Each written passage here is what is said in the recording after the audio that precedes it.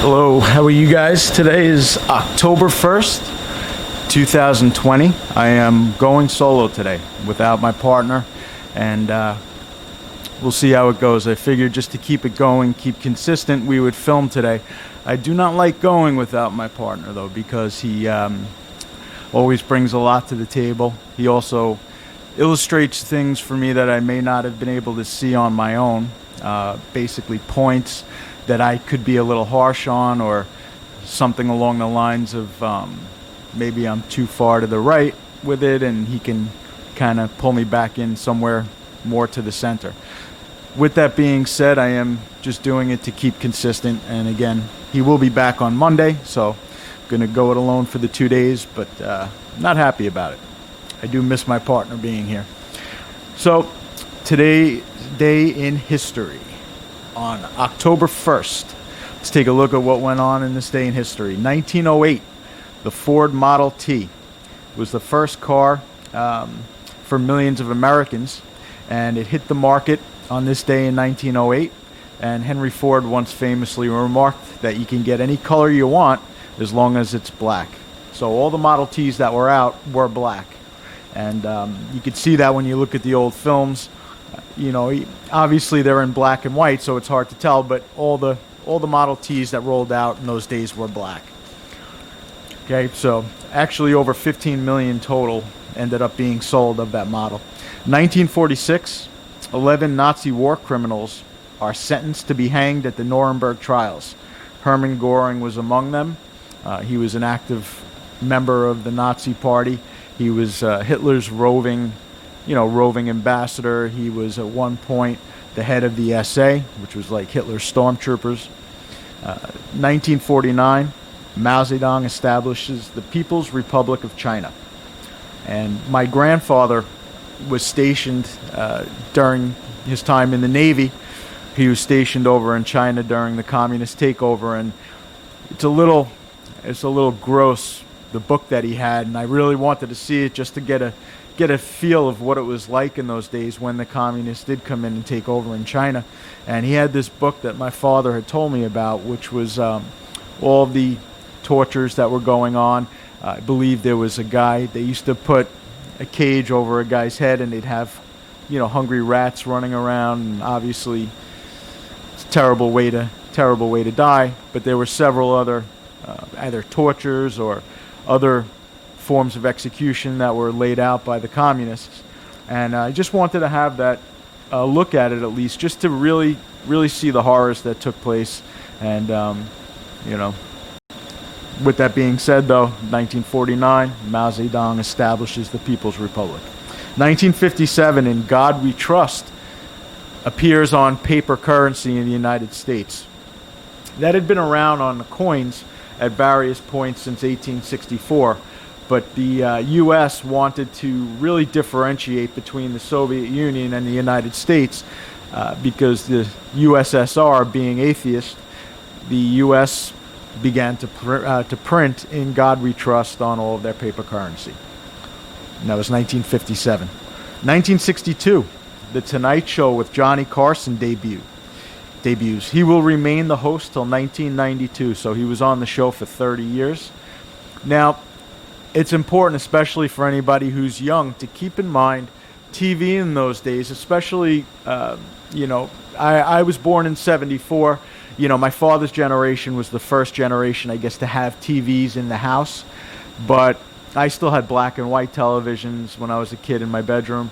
And I remember, though, watching a show called All in the Family. People see it on Nick at Night or whatever. They show those old TV Land or whatever they do the reruns on. But that show was very popular in the early 70s.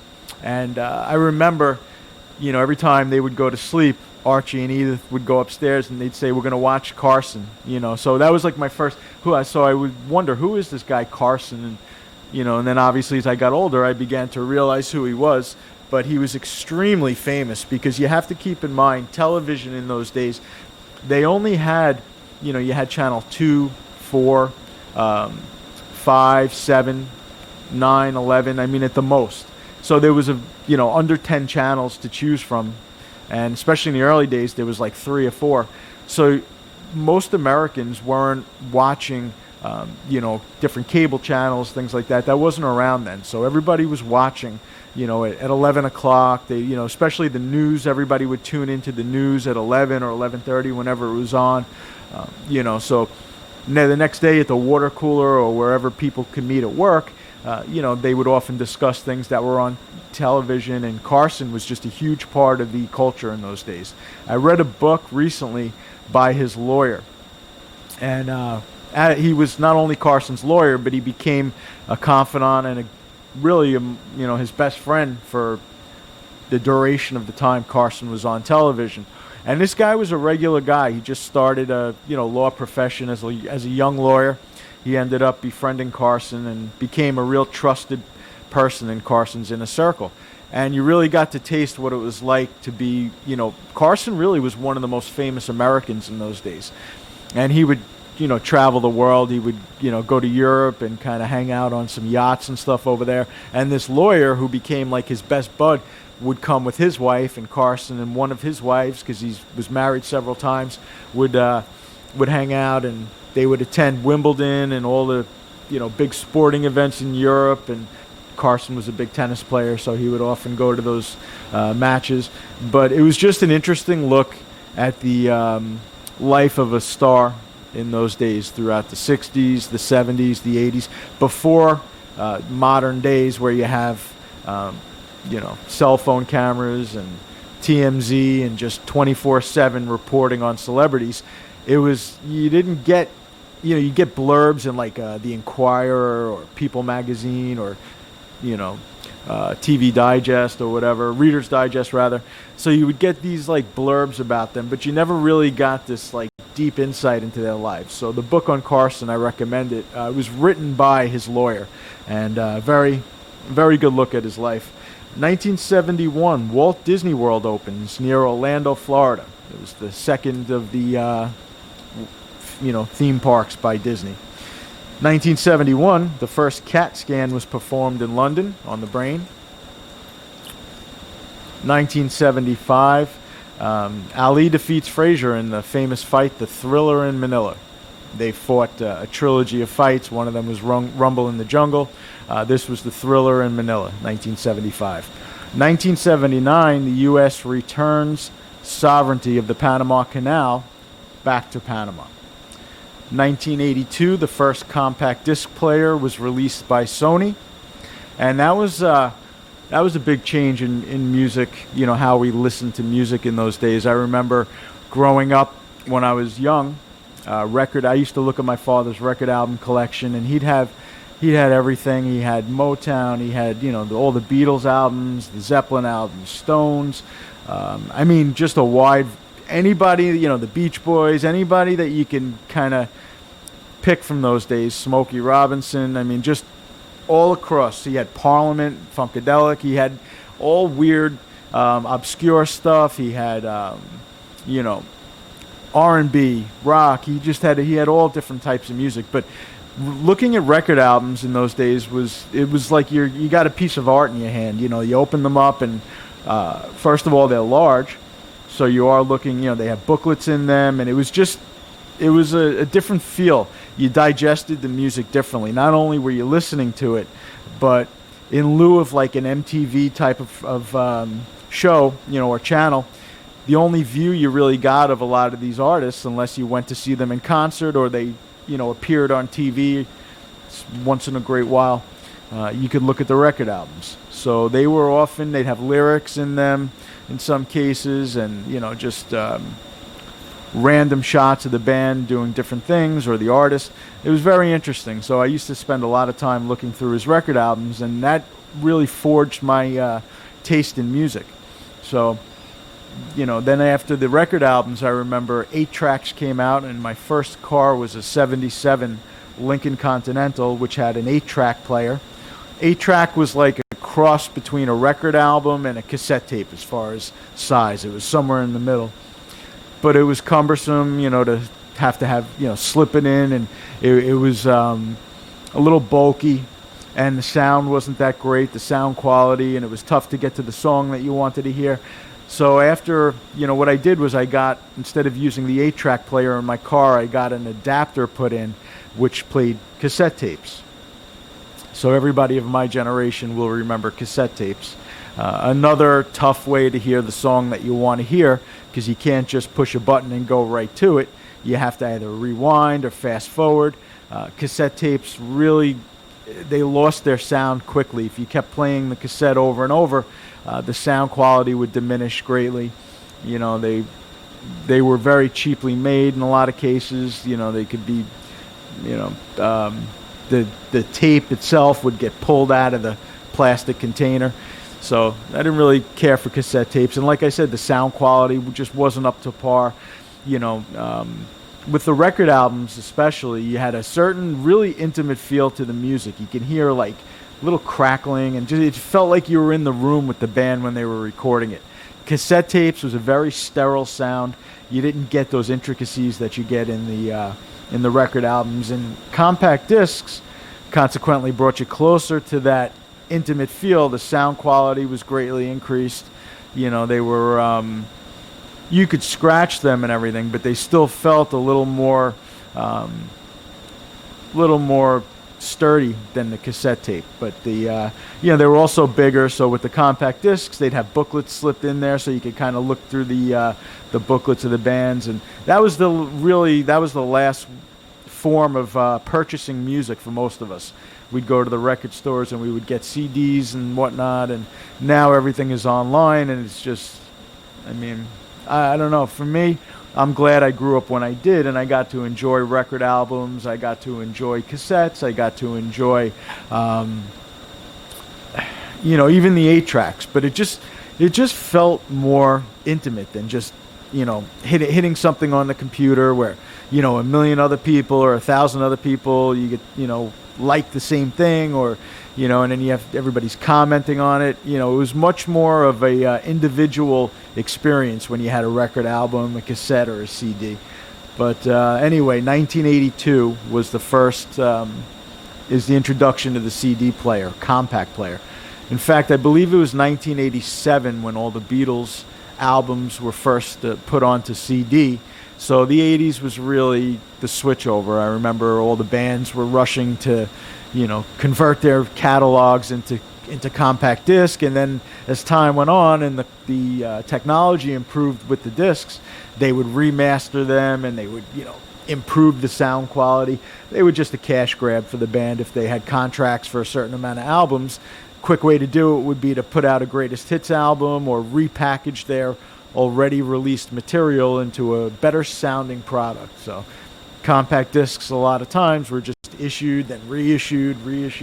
If you look for certain albums by certain bands, you'll see like 2002 reissue, 2007 reissue, same song just reissued several years later, and supposedly the sound quality was better. I don't know how accurate that is, but Anyway, today's birthdays: 1924, 39th President of America Jimmy Carter was born. 1935, Julie Andrews. She was in Mary Poppins, The Sound of Music. She was born. 1950, Randy Quaid, famous actor who, unfortunately, he was in some funny movies, Randy Quaid. I believe he was in one of the Vacations, and, always playing like a offbeat character. Very different from his brother Dennis. And now the reality with Randy Quaid is apparently he's, he's got some bizarre things that he had put out, or people had taken, different videos of them or whatever they posted online of he and his wife, and people were coming to get them. And, who knows? I don't know. I wouldn't put anything past any crazy stories. Nowadays you hear some real nutty stuff, so who knows if what he was saying is true, not true, but he did look bizarre in them, and I'm more apt to believe it. It's almost like schizophrenic type of videos. Mark McGwire, the baseball player who originally claimed he wasn't juiced up and said he just took this stuff called andro something, and he used to have it in his locker. And that was how he hit all these home runs. If everybody remembers, after baseball had the strike in '94, Mark McGuire and Sammy Sosa engaged in when baseball came back a year or so after the strike. McGuire and Sosa engaged in this home run race. Eventually, McGuire won, and they overtook Roger Maris's record. And it was since broken by Barry Bonds, who was another, convicted PED user, or at least he was accused of it. McGuire, there was no doubt. I mean, I've been working out a long time. I know so is most of the people in my circle of friends, and I think to a man, everybody was saying that he was loaded up on stuff. You could just see it by the type of build he had. You saw his rookie picture when he was his rookie baseball card. He was he's tall guy. He's like 6'5", but very slender. Didn't have muscles anywhere, so to speak. And all of a sudden, when he was engaging in this home run race with Sammy Sosa, the guy was jacked. I mean, looked like Paul Bunyan out there with an axe. I mean, his forearms were huge, and the crowd loved it. It was like this big lumberjack, and he'd come out and do during the warm-ups. A lot of people would come to the stadiums early to watch him just launch home runs into the upper deck during batting practice. I mean, he would put on a show every day. But it was the claim is that that's what brought baseball back into American homes and got people engaged in the sport again after the strike, was this great home run race. But anyway, Mark McGuire, born 1963 on this day, and that was today in history. So without my partner being here, he kind of guides me along in the shows and picks certain topics to discuss, and it's just a nice give and take between us, and it's very comfortable. It's a very easy discussion with him, and it's a little trickier to do it on my own. I think if I had done it for a while, it would be one thing, but just to find out yesterday he wouldn't be here, I just quickly threw together some things that I wanted to talk about, and I'm sure when he gets back, he'll touch on some of these as well. During this season, with the election coming up, people really become divided, especially nowadays. I see, I was always told growing up, don't discuss religion, don't discuss politics, and I've stuck to that. When I get together with people, it's one thing if it's my friends and I know what their views are, and then we could kind of bullshit together about it. But if let's say I go out to, my wife has something for work or whatever, and I went out with her and a bunch of people from her work or wherever, the last thing I'm going to do is discuss politics or religion. That's a quick way to clear the room. It's also a quick way to make enemies, because not everybody is going to share your views. Not everybody is going to want to, engage in that discussion. It runs very deep for some people. Myself personally, I do it for this show. I was never involved in politics as far as even really discussing them much until, my trade. I was a teacher. I was a history teacher, so obviously I would have to talk politics, but I never would put my views into the lessons. Weren't allowed to, and you're not supposed to, and I'm basically, it's absurd that teachers do it nowadays, and I've seen plenty of them do it, and it's disgraceful. So, you're supposed to just give what the three branches of government are. Let's just take that as a topic. You are not supposed to, in any way, lead the students to believe anything that you believe, or you're just supposed to show them and let them, as they grow, reach their own conclusions on things. You're supposed to teach what the things are and what the topics are about. Same with world history, same with economics, but in no means are you supposed to insert your personal beliefs and feelings into it, and especially when it comes to religion and politics. So any teachers that are doing that today, you're just a disgrace to your profession. You should not be doing that. So I just wanted to point out a couple of hypocritical things that I see. My own experience, race is such a hot button issue nowadays, especially with the left. They will keep that drum beating about racism till the end of time. It's an easy vote get for them. They speak to the dummies. They find the lowest echelon of black culture, and that's who they speak to, because most educated blacks don't feel that way. Most intelligent blacks don't feel that way. They're just trying to get through life just like everybody else from all the other races. Most people are just trying to, take care of their families, feed themselves, feed their families, pay their bills. This nonsense that comes on every time the elections come out, you start to hear, racism and all the hot button issues. And now this COVID is a perfect time, and you could hear Biden was just COVID, COVID, COVID, COVID. He was just that topic, he couldn't get enough of talking about COVID. And it's just low-hanging fruit. It's very easy to speak to unintelligent people, and that's why Biden kept saying, okay, here's the deal.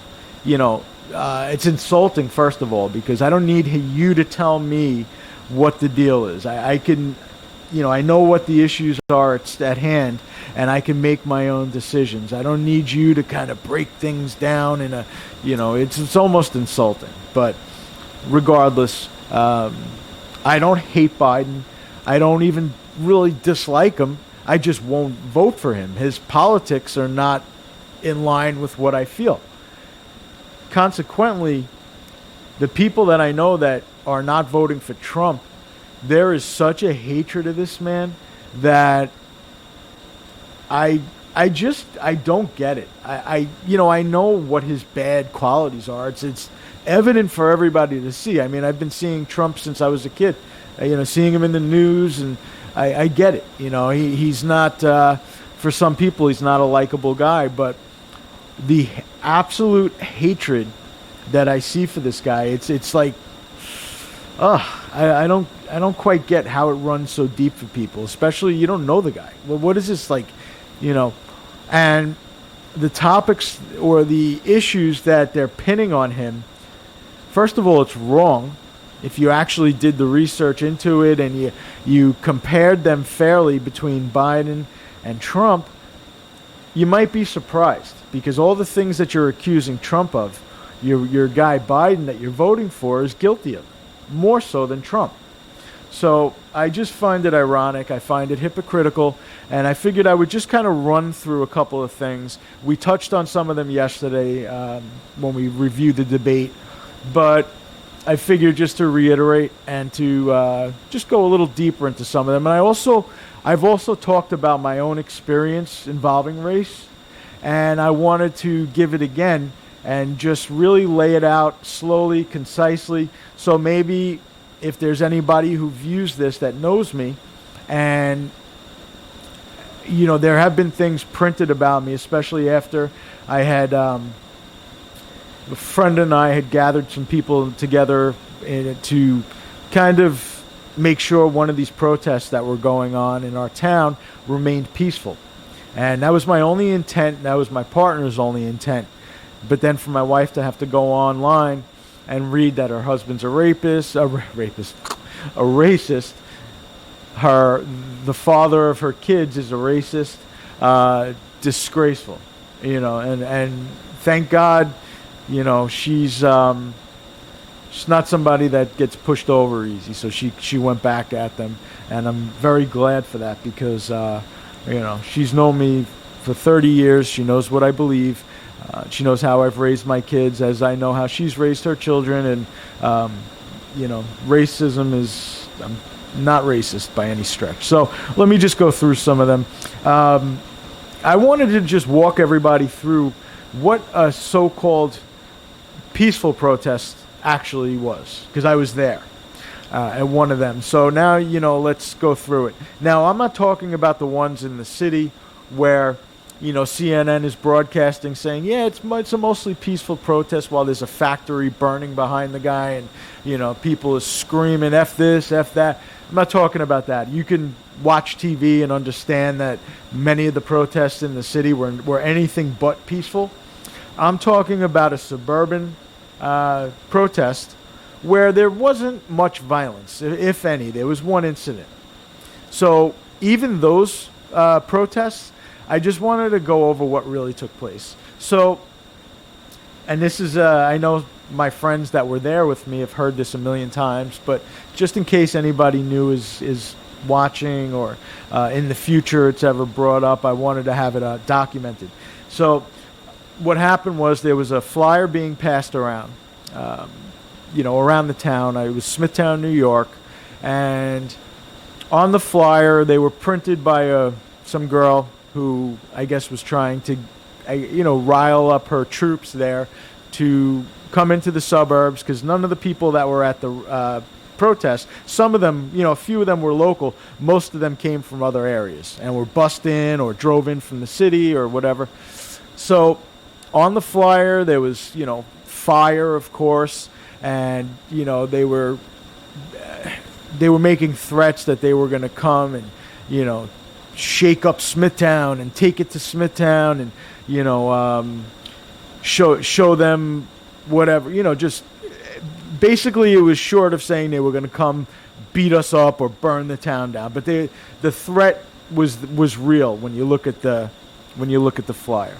And she had since said, I know that it was the wrong thing to distribute. I made a mistake. But before she did this, and when, you got to keep in mind, this is directly in the middle of the time. This is right after that guy, George Floyd, was killed, that you're watching on all the channels. And I know the media is a lot of bullshit, but when you're watching all the cities burning and the violence going on, when you see that coming to your town, most people, at least that have, want their town to remain peaceful for their children and their neighbors' children, and just don't want the, businesses in the town to be destroyed or defaced, who showed up. And they were not showing up for any reason other than to just make sure that peace was maintained. So anyway, originally when we got there, we gathered in front of a bar on Main Street, and the manager of the bar came out and made it clear to everybody that was there, please, I want us to remain peaceful. I do not want to engage with them. And not only was he saying it, but my partner was saying it, I was saying it, a few other of the organizers were saying it. We don't want to engage with them. We don't want to incite. We don't want to say anything racist. We're just there to support the country and to support peace. That was the only reason that we showed up. So prior to this going on, my partner and I received 3 phone calls from the local police. So they were worried that we were coming down to start. The police actually showed up earlier in the day when we were starting to gather some people together to go over to the protest. And we assured them we were there just to maintain peace, and we were actually there to back them up, not in a violent way, but just to show our support, because they were really getting hammered on, and a lot of these cops were young people. There was a man and a woman that had driven up. I mean, they looked like they could be my son, this guy. I mean, he's just a young guy trying to do his job. He didn't look like he had any bad intent on any way. So with that being said, what I saw when I got there was I passed the Smithtown Theater for Performing Arts, which used to be an old movie theater. It's now, I guess, plays and stuff take place there. And there was a BLM sign in front of it, or a banner. A couple of kids were out front, and I'm not trying to, I don't care if somebody, I have tattoos all over. Everybody's different. But it was not, the kids looked like what you would think were, not particularly athletic looking, not particularly, they just looked like kind of schleppy, for lack of it. And I'm just trying to describe them. Again, I'm not trying to put that down in any sort of way. I'm just describing, they didn't look like they were violent. But they had their BLM signs up or whatever. Fine, no problem. Then across the street from us, 4 other kids, and these were kids, gathered, and they had, they were white kids. They had their BLM signs and F Trump and whatever. So 2 of the guys that were on our side actually walked over to them, sat down, and said, look, just tried to talk with them and see what maybe they could find out what it was that they were angry about or raging against or whatever. And They were actually having some discussions with them, and it was totally peaceful. No, no cursing back and forth, and it was fine. So nothing ended up happening for the next half hour or so. So I was like, maybe this isn't going down. I don't know. So a friend, two or three of the guys that had come down with me, we decided to walk up Main Street to a 7-Eleven, and all of a sudden, and we had heard prior to that some rumblings. There were some guys on bikes that were on with us, motorcycles they were out on the parkways, and they said, "Oh man, there's a whole bunch of them, protesters coming out from the city, man. The parkways are filled with them." So that was like our first inkling that something was coming. So nothing was imminent, so we went up to the 7-Eleven, and then all of a sudden we walked out, and I looked to the right, and the entire avenue, it was a main street. It was large. It's like 4 lanes across. It's not 2. Were lined up with protesters, and they had megaphones, and they were pretty deep. It wasn't just like 1 or 2 rows. Like, they were deep. There was probably 500 to 1,000 of them.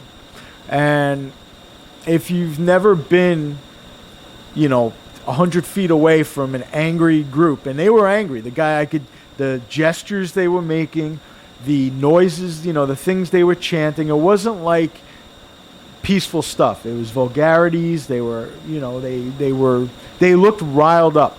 So to see an angry mob coming at you, it's intimidating, and it's, you kind of like, especially when you're with 1 or 2 other people. So whatever. With that being said, the news cameras were in front of them, and they were, filming them, and as they began their march towards Main Street. So we went down by our group, and moments later the group of protesters arrived. And right away, we had flags. We were chanting USA. That was it. USA. I mean, to the other side, supporting your country or chanting USA is racist. It's divisive, supposedly. It is, you're picking a fight with them. If you go back 50 years, go back 100 years, nobody would think that. This is a new thing, where if you're holding a flag or you're supporting your country, I know during Vietnam there were some issues, but overall, even the people that were against the war didn't hate being an American. There were some, but this is now becoming more and more of a widespread problem with a lot of youth. So right away they started chanting. The first chant that I heard was "fuck the police," and my language is going to be a little off color. I apologize, but it's to give you an illustration of what was being said. So the chant was "fuck the police," then "fuck Trump," "kill Trump," or "fuck Trump," and whatever. And then it was "suck our dick," over and over again. And you had girls chanting "suck our dick," and I would say it was 90% white, 10% black. And the black guys that were there they looked like they were just trying to get an easy piece of white ass, to be honest with you. They didn't look like they were too focused on what they were protesting about. One guy had his shirt off with his armband on, and he had his girls wrapped around his arms. It looked like they were just young guys trying to get a piece of ass. The girls really looked, these young white college age girls, they really looked like they had something to protest about. Life was very hard, and I don't know, considering most of them are 18 years old to 20 years old, I don't know how they feel they're in some position to talk about systemic racism when they've only been on the earth for less than 20 years. But regardless, they were, vulgarities, and they were coming right in. This one girl had, looked like she looked like a stormtrooper from Star Wars, and she had a sign. I don't even remember, but she was coming like right into our face with it. Totally invading personal space where if that was something that I did, they would probably say I was harassing a woman or I was, white supremacist or just some ridiculous thing. So she was right in our face with these signs. And, then the chants got worse and worse. And a couple of the guys over there, I guess, that were trying to get ass, they were, showing us, come on, let's go. They were trying to get us to engage in a fight with them and, a fist fight or whatever. And whatever. So they ended up surrounding us. There was only maybe 100 to 200 of us, and there was probably 500 to maybe 800 of them. So they kind of fronted up to us. Then they went around back. So we were kind of surrounded by them. And then there was like the rail station behind us, the train station. So we were pretty much surrounded. And, they were some of them were trying to egg us on to fight. So this whole thing of a peaceful protest, it was peaceful because none of us snapped off at them. Because I could promise you, if we weren't grown men and women who realized that these are basically, ill-informed teens and young people and some just stupid old people, because there was some my age that I'll discuss, realizing that these are just doofuses, we didn't engage with them. So, and I could promise you the type of guys that were with us versus the type of people that were on the other side, if there was ever an engagement, I would put the odds on us in that case. So we didn't engage. But what the police did was to prevent anything from breaking out, because several of them were trying to egg us on to throw fists with them. The police just lined up single file, and they formed a line with their bicycles. And that was all that was separating us, because they came right up to us, we were right up to them, and that was the only thing, was the width of a human being with a bicycle. And, like I said, the chants, suck my dick, suck our dick, fuck Trump, fuck the police, nothing peaceful about that. So that's there was a woman that went there who is, for some reason, first she was an avid, she was always online telling everybody about how they need to protect themselves from COVID, and there was a nurse that was upset because she was getting tested every single day when they were first doing those tests where they go high up your nose. They were very uncomfortable. So she just complained about it, why every single day? And this woman launched into an attack on her. I don't know what her deal was, but she was nasty. She was, vulgar to the woman. So I saw that this idiot and it was somebody that I went, she was a couple of years younger than me in high school. She was total, outcast. But now she's found her causes where I guess she could go online and sort of police other people and with her righteous causes. Meanwhile, her closet is filled with enough bones to feed a colony of dogs. So she's putting her down about COVID. So that was her first thing. So not only was she hypocritical, because the following week she's out there with a bunch of people shouting and spitting and screaming nose to nose. So I guess COVID went out the window. It's the typical hypocrisy of that side. But anyway, this idiot was within a day or so of the protest was online calling us white supremacists and, and even named me by name. And, he's a white supremacist and he's this, he's that. So my wife went on and just kind of dealt with her. But, I just wonder why she feels so deeply about this. Either she was raised by somebody who was racist, or maybe she's had racist feelings in the past. But I've never been a racist, so I don't know. I don't feel the need to overdo it where I have to compensate and for being white by being extra supportive to blacks. I just treat them like people, just like I want to be treated. That's all you got to do. You don't need to, lay your jacket down over a puddle for them or anything. They just want to be treated like people. I can assure her of that. So, that was the type of, when I say people my age were there on their side, that was the type of bozos we were dealing with that were our age. So, then down the block, not with the group I had, but there were some other guys that were, against the protests down the block from us, and they weren't as nice as us. They were not going to let these guys come over and get in their faces and start screaming without coming right back at them. So they, of course, I told you I would take our odds over their odds. They started to spit towards the women that were on our side, and they was screaming, fuck you, calling their girlfriend a dyke, and, just disgusting stuff. They were showing their age and their intelligence by doing that.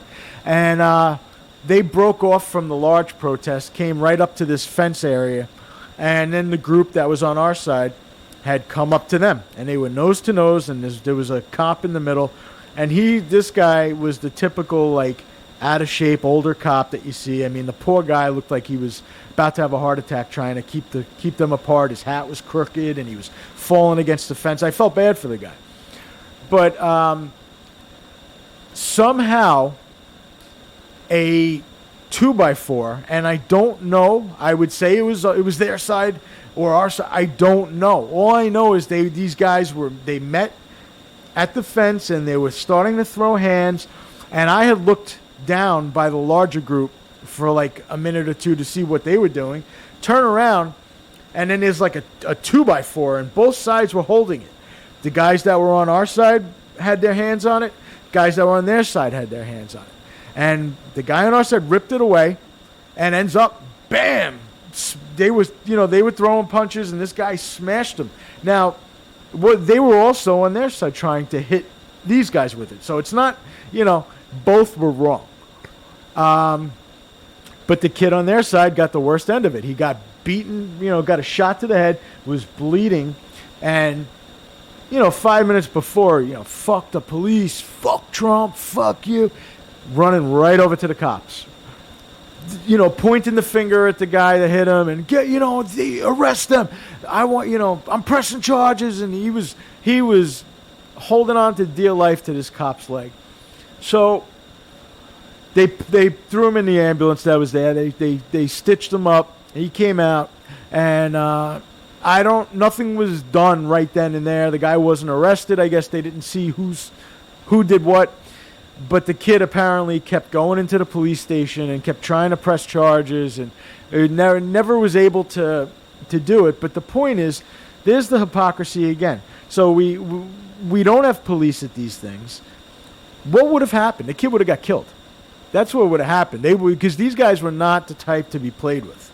They were fully ready, and these guys thought they were just going to come and the poor guys in the cities that they push around, and these people that are eating where they get right up to them and start chanting at them. These were not those types of guys. These were the types of guys that BLM and Antifa will encounter when they start getting into real America. And they weren't going to be fucked with. And they made it very clear that we're going to kick the shit out of you guys, then we're going to go back and eat our pasta, because they were sitting in front of an Italian restaurant eating. And that's basically what they did. The kid left bloody. Those guys went back, finished their spaghetti, and it was a day. They called it a day. But it was just a very hypocritical thing. And then to read the way the media spun it the next day. It was, Smithtown was also, I saw online, Smithtown was called the most racist town on Long Island, which was completely not the reason that we were there. It was to maintain peace for both sides and for everybody. And we also had black people that were with our group. Nothing racist was chanted. And then to read what this idiot girl was writing, which I didn't expect anything more from her. She's just like she's like a cave woman, So to read that, and then to have some liberal politicians in the area come out and say we weren't a representation of the town and blah, blah, blah. No, actually we are. Because most people and the majority of the country feels this way. Just a lot of people just don't want to be involved, or they're too scared to be involved. And that's, but to spin it, that is verbatim what happened. There was nothing more, nothing less. That is verbatim a peaceful protest. So even though they call them peaceful, the reason they're peaceful is because the patriots, or the ones that are there supporting Trump, are not there to fight. They're not there to engage in violence. You never see cities burning or fights breaking out from that group. And then to see, and this actually goes up and up and up all the way to the debate, because when Chris Wallace, who's basically a plant for the Dems, says to Trump, when Trump says, name a white supremacist group, he says the Proud Boys. The Proud Boys, it's once again the media not knowing who they're even talking about. And the Proud Boys were basically a group of guys. It was started as a joke, and we've gone over this ad nauseum on this show. They were a group that was started against this disgustingly stifling political correctness now, where men have to be ashamed to be, or white men have to be ashamed to be white male, and anything that they do is sexist or racist. So their rallies are basically a bunch of guys drinking beers, hanging out. And there's Asians, there's blacks, there's Hispanic, all different types. So they're not a white supremacist group, Chris Wallace. They're not a white supremacist group, the rest of you media shills. They are a group of guys who are just celebrating being guys.